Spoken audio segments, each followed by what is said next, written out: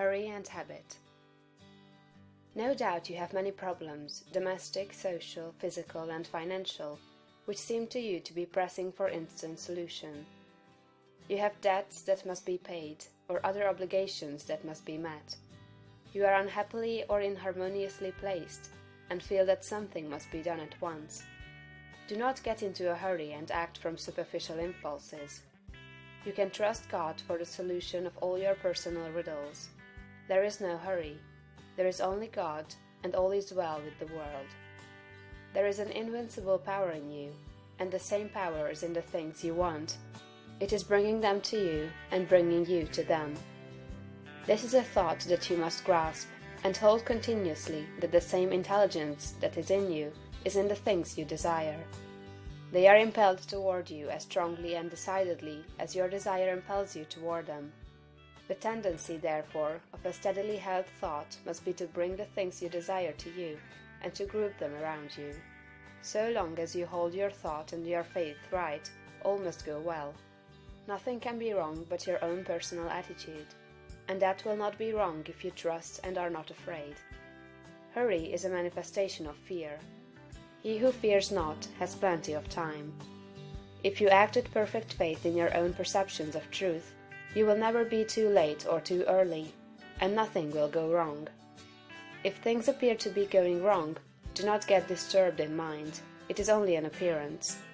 Nothing can go wrong in this world but yourself, and you can go wrong only by getting into the wrong mental attitude. Whenever you find yourself getting excited, worried, or into the mental attitude of hurry, sit down and think it over, play a game of some kind, or take a vacation. Go on a trip, and all will be right when you return. So surely as you find yourself in the mental attitude of haste, just so surely may you know that you are out of the mental attitude of greatness. Hurry and fear will instantly cut your connection with the universal mind. You will get no power, no wisdom, and no information until you are calm. And to fall into the attitude of hurry will check the action of the principle of power within you. Fear turns strength to weakness. Remember that poise and power are inseparably associated. The calm and balanced mind is the strong and great mind. The hurried and the agitated mind is the weak one. Whenever you fall into the mental state of hurry, you may know that you have lost the right viewpoint. You are beginning to look upon the world, or some part of it, as going wrong. At such times, read chapter 6 of this book.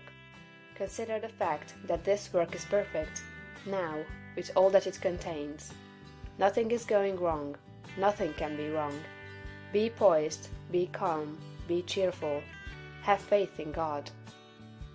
Next, as to habit, it is probable that your greatest difficulty will be to overcome your old habitual ways of thought and to form new habits. The world is ruled by habit. Kings, tyrants, masters, and plutocrats hold their positions solely because the people have come to habitually accept them. Things are as they are only because people have formed the habit of accepting them as they are.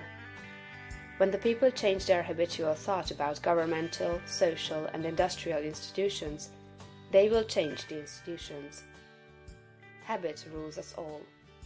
You have formed, perhaps, the habit of thinking of yourself as a common person, as one of a limited ability, or as being more or less of a failure. Whatever you habitually think yourself to be, that you are. You must form now a greater and better habit. You must form a conception of yourself as a being of limitless power, and habitually think that you are that being. It is the habitual, not the periodical thought that decides your destiny.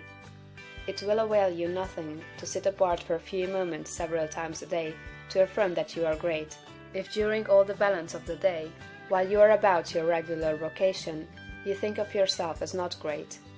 No amount of praying or affirmation will make you great, if you still habitually regard yourself as being small.